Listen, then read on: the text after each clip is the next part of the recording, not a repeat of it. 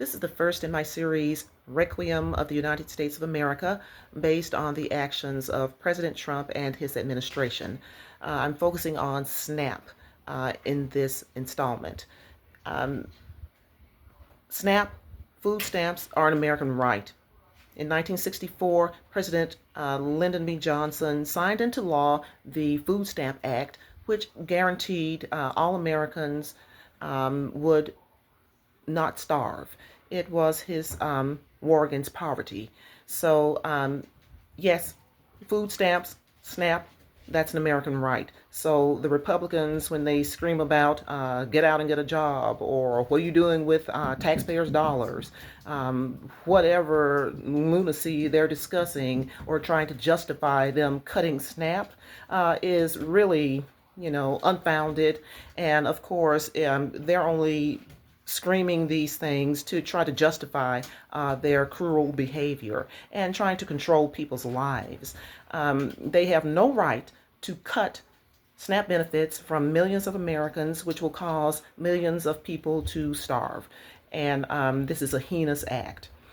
So I learned that through my research, House Democrats and Senate Democrats have come up with an act titled the Restoring Food Security for American Families and Farmers Act, and it is seeking to reverse the recent cuts to SNAP. So I'm hoping something positive will come of that, and of course, they will have to fight for us.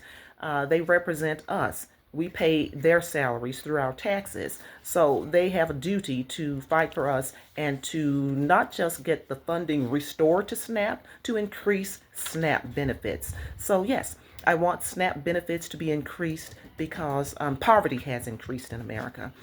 Things are at an all-time low in America, and that's only to be expected. Look who is President of the United States of America.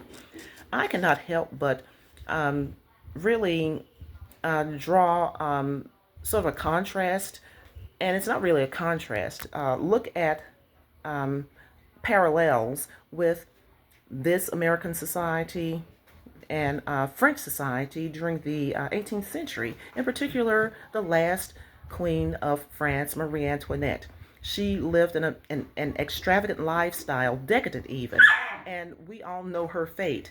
Her economy was in shambles, and she really had a devil-may-care attitude towards her people, her subjects, who were living in unspeakable poverty. They were starving.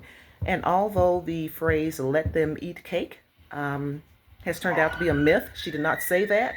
Some people say there are ways to say "let them eat cake" without saying "let them eat cake." Her lifestyle dictated that she didn't really care about her people. So with that, they, of course, took matters into their own hands. They beheaded her, and that was her fate. What we have to do today in 21st century America, vote these people out of office. The Republicans, they just all, the ones who follow Trump, they seem unhinged. So who would, on their watch, want to see American citizens go hungry? That is insane. It makes no sense.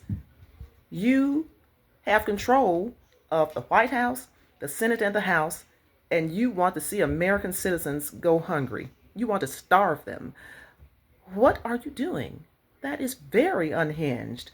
And it just seems like these people just need to all be flushed out and placed in an asylum somewhere and receive therapy.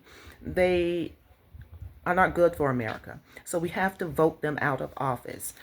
And I hope that the act that the House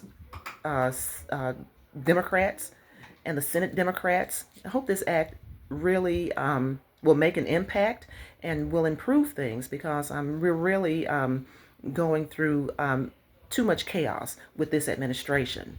So there are other parallels that we could look at, like the extravagance of Marie Antoinette. Look at the extravagance the Great Gatsby party just threw out there on the American people while millions, were threatened with with no food, threatened with starving.